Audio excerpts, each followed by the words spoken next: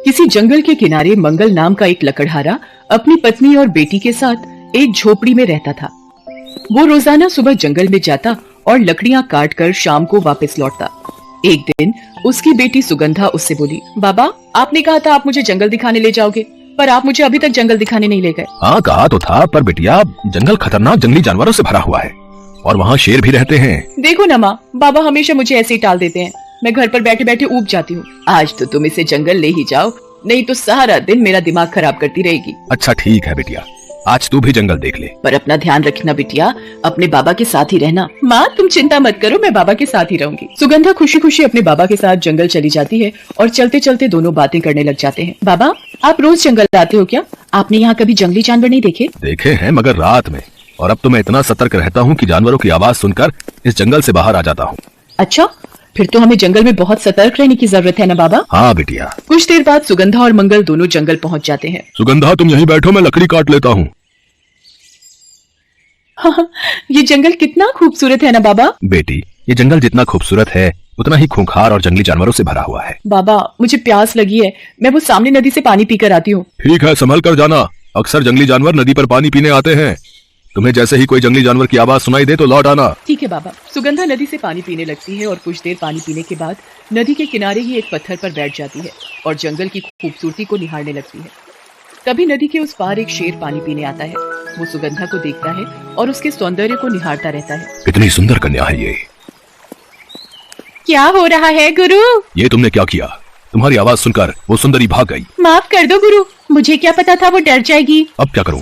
मुझे वो सुंदरी बहुत अच्छी लगी थी, अब वो मुझे कैसे मिलेगी? करना क्या है, अगर आपको वो लड़की इतनी पसंद है तो उसके पिता से शादी के लिए उसका हाथ मांग लो। ये तुम कैसी बातें कर रही हो? कोई इंसान भला अपनी लड़की की शादी एक शेर से कैसे करवा सकता है? अरे गुरु तुम नहीं जानते कि तुम क्या चीज हो।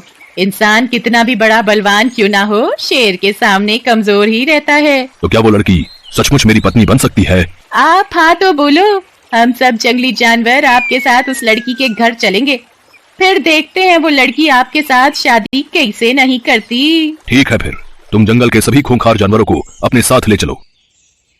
लोमड़ी ने जंगल में एक सभा बुलाई और सारे जंगली जानवर उस सभा में एकत्रित हो गए। हमारे महाराज शेर को एक इंसानी लड़की से प्यार हो गया है और ये उससे शादी करना चाहते हैं। इंसान की शादी एक शेर से? क्यों, तुम्हें कोई आपत्ति है? नहीं नहीं, मुझे क्या परेशानी होगी। तो फिर ठीक है, ये बात तय हो गई कि हम सब जानवर शेर महाराज की शादी का प्रस्ताव लेकर लकड़हारे के घर कल सुबह ही पहुँचेंगे। नहीं नहीं, अगर हम सब जानवर एक साथ लकड़हारे के घर पहुँचे तो वो हमें देखकर डर जाएंगे।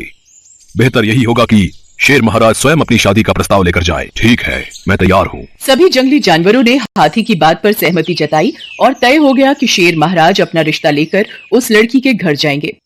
अगली सुबह शेर और लोमड़ी लकड़हारे के घर पहुँचे। लकड़हारे के परिवार ने शेर को देखा और वो डर कर कांपने लगा। डर कर भागने की कोई जरूरत नहीं है, शेर महाराज तुम सबको कुछ नहीं कहेंगे।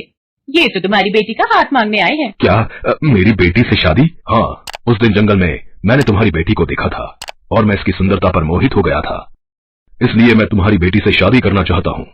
मैं इसे जंगल की महारानी बनाकर रखूंगा। इसकी बातों को सुनकर सुगंधा डर जाती है। मंगल भी घबरा जाता है, पर उस वक्त अपने होश पर काबू रखना उसकी जरूरत थी। उसे अपनी बेटी को शेर से बचाना था। ये क्या मुसीबत है, अब मैं शेर से अपनी बेटी को कैसे बचाऊं? मुझे इसी वक्त कोई तरकीब सोचनी होगी। हाँ ये ठीक रहेगा, यही तरीका है अपनी बेटी सुगंधा को बचाने का। सुनो जी, तुम क्या सोच रहे हो? हमारे सामने शेर खड़ा है, जल्दी कुछ करो, अपनी बेटी को बचाओ, कुछ सोचो। मुझे उपाय मिल गया है, तुम परेशान मत हो। बाबा मुझे शेर से डर लग रहा है। शेर महाराज, आपने तो खुद देखा है कि मेरी बेटी आपसे कितना डरती है। मेरे बोलने का मतलब ये नहीं है कि आप डरावने दिखते हैं, पर आप इंसानों के लिए बहुत ही खतरनाक हैं। अगर आप अपने दांत और नाखूनों का त्याग कर देते हैं तो मैं आपको अपना दामाद स्वीकार कर लूंगा। मंगल की बात सुनकर शेर सोच में पड़ गया और वो लोमड़ी के साथ वापस जंगल आ गया। शेर ने लौटकर सारी बात जंगली जानवरों को बताई। महाराज, ये बात तो बिल्कुल सही है, आपको देखकर तो जंगली जानवर भी डरते हैं, फिर वो तो एक बेचारी लड़की है, वो आपके तेज नुकीले दांत और नाखून देखकर तो डर ही जाएगी ना। महाराज, अगर आपको उस लड़की से शादी करनी है तो आपको अपने दांत और नाखूनों को त्यागना ही होगा। ठीक है, मैं तैयार हूँ, तुम सब मिलकर मेरे नाखून और दांत तोड़ दो। उस दिन सभी जंगली जानवरों ने मिलकर शेर के दांत और नाखून उखाड़ दिए। शेर दर्द से चिल्ला रहा था, पर शेर भी सच्चा आशिक था। उस लड़की के लिए उसने अपने सारे नाखून और दांत उखड़वा दिए।